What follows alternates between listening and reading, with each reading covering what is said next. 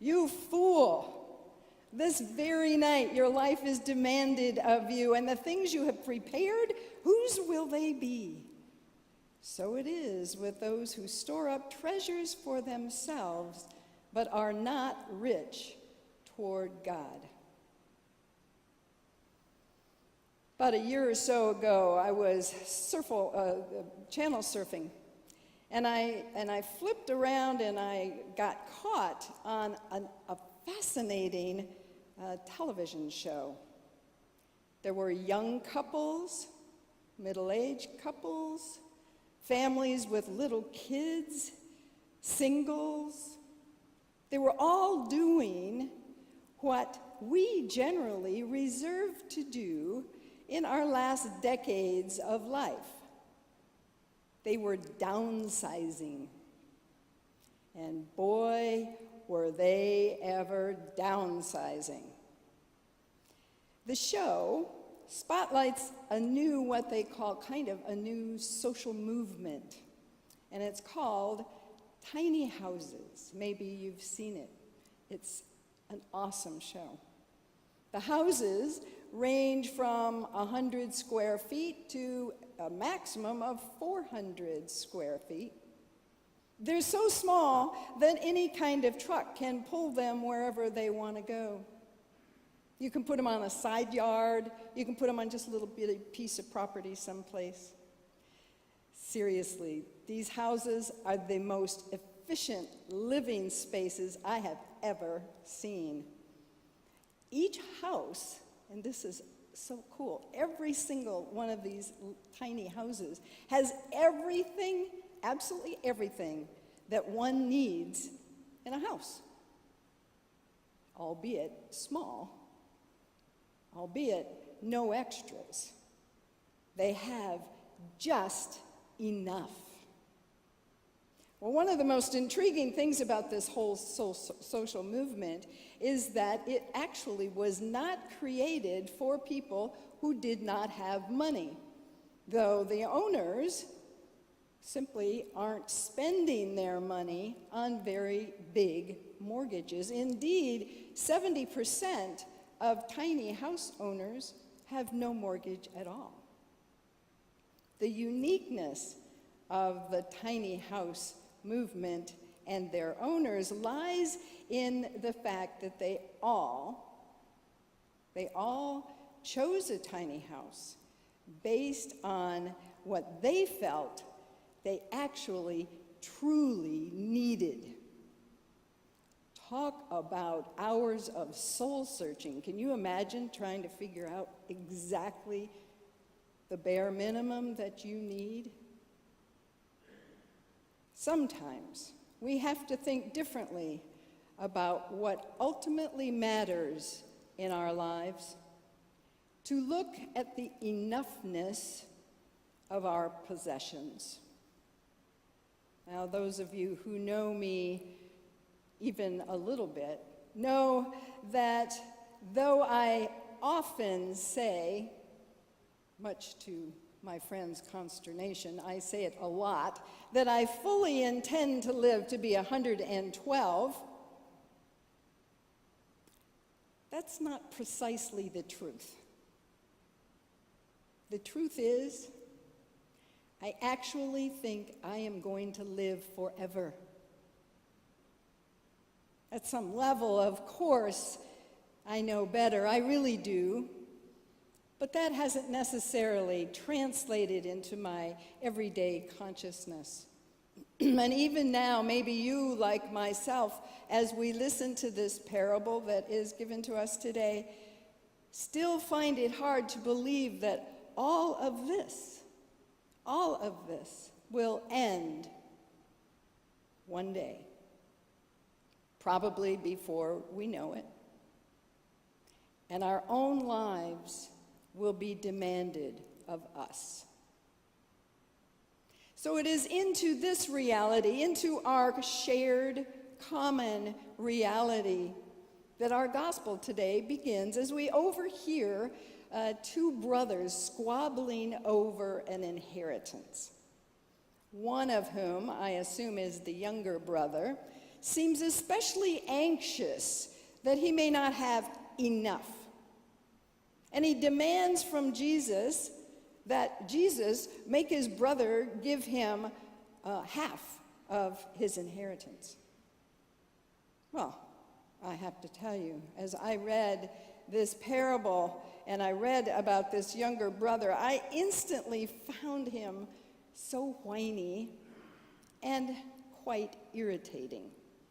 He seems far too anxious to get his hands on something that, as a younger son, was never entitled to. Remember, back then in history, there was a thing called primogeniture, in which the family's wealth was left simply to the older son. So Jesus refuses to get involved with this demand. He does give a stern warning against greed, a pointed warning, perhaps to us. He then quickly moves, as Jesus is wont to do often, he moves then to teach a different way, and in this case, a different way of thinking about our possessions. He tells of a person of means, a landowner, who has just experienced an unusually huge harvest. A harvest so big that the barn that he owns isn't large enough in which to store it all.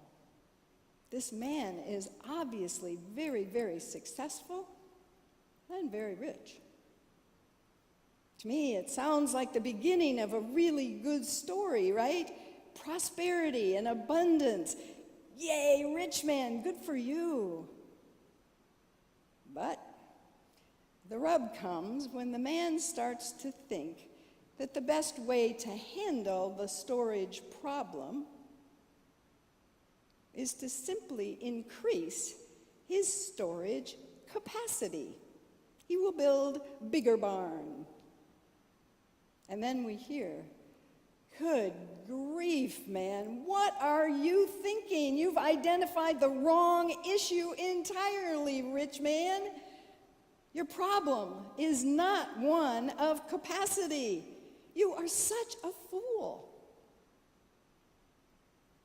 God continues, and he says, your life is demanded of you this very night. What good will your more than enough harvest be to you tomorrow morning? Can you take any of it with you? Will our accumulation, our abundance, ultimately be left to rot in a storehouse? Have we collected all of this for nothing, turning life into an empty game of vanities, as the teacher in Ecclesiastes warns us?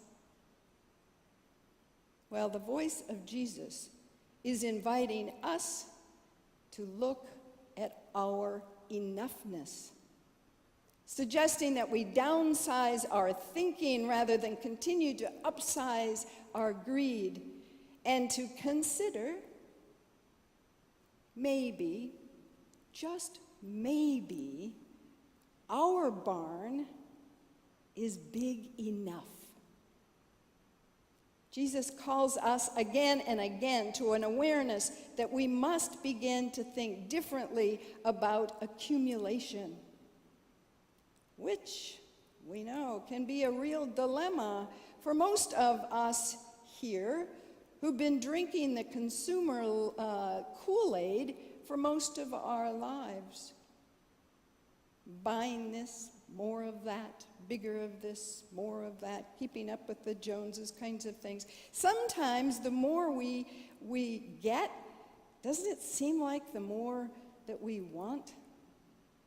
Are we producing a storage dilemma a rich man thought he had?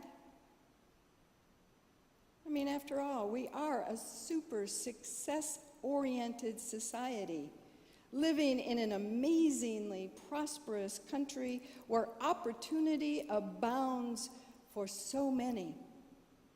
Who doesn't like to be surrounded by nice things? I like my nice things. I like to buy things and go shopping. There's nothing wrong with abundance. God has always desired that the humans thrive, that all of humanity would have enough. But today, our parable asks us, of what ultimate use is our success if it only serves ourselves? If all of our possessions are stored with us only? If we know nothing else about Jesus, we know that Jesus has never, ever been a big fan of storage.